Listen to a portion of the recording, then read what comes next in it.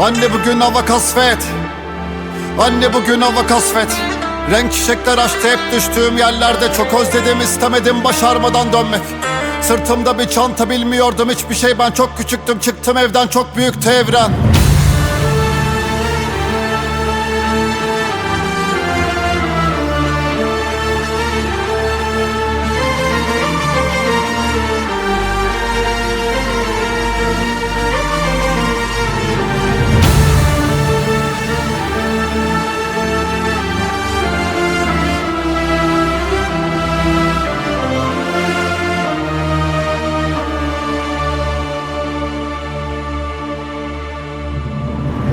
Artık yaşamakta, anlatmakta yoruyordu bu dünyanın üstüne.